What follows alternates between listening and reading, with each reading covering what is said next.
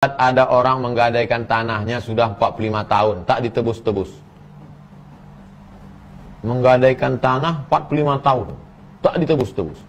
Jika kita garap, apakah hasilnya haram dimakan?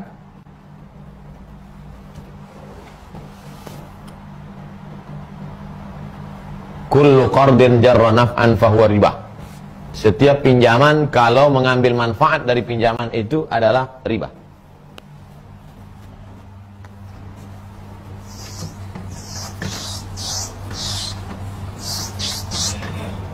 Si A meminjam duit kepada si B. Berapa si A minjam duit ke si B? Sebanyak 100 juta.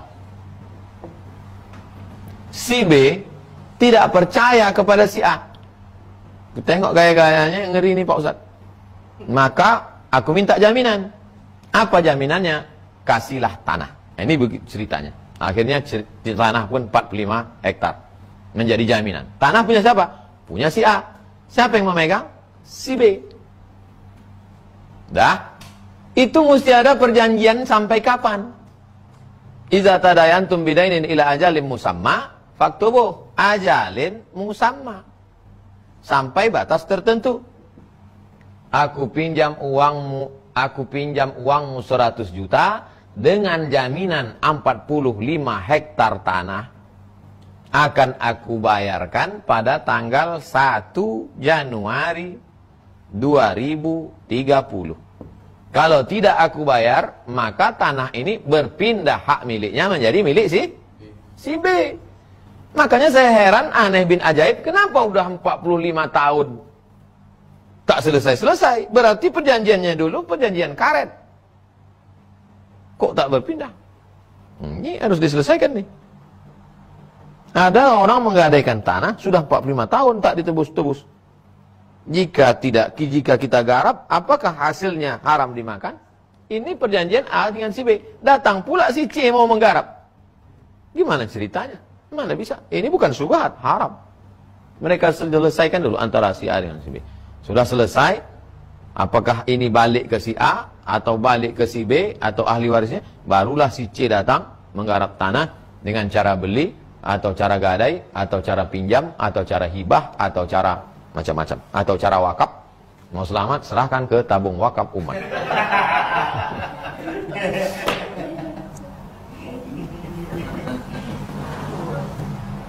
Selama belum ditebus, maka tanah yang luas ini tak boleh dimanfaatkan oleh si B. Walaupun surat tanah dia megang.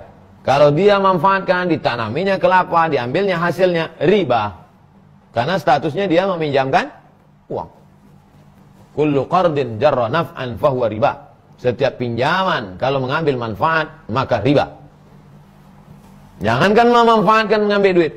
Imam Abu Hanifah, Imam Hanafi, tegak berdiri di panas terik, ditanya sama orang. Imam Hanafi nggak mau bernaung di bawah pohon itu. Enggak. Kenapa nggak mau? Karena yang punya pohon itu adalah orang minjam uang ke saya. Kalau saya bernaung di bawah pohonnya, berarti saya sudah mengambil manfaat, riba. Biarlah saya kena panas di dunia daripada kena panas di akhirat. Sampai sehalus itu Imam Hanafi memandang manfaat. Berlindung di bawah pohonnya pun tak mau. Apalagi sampai memanfaatkannya. Sekarang orang kalau sudah pinjam padi, pinjam sawah, dipakai sawahnya tiap tahun.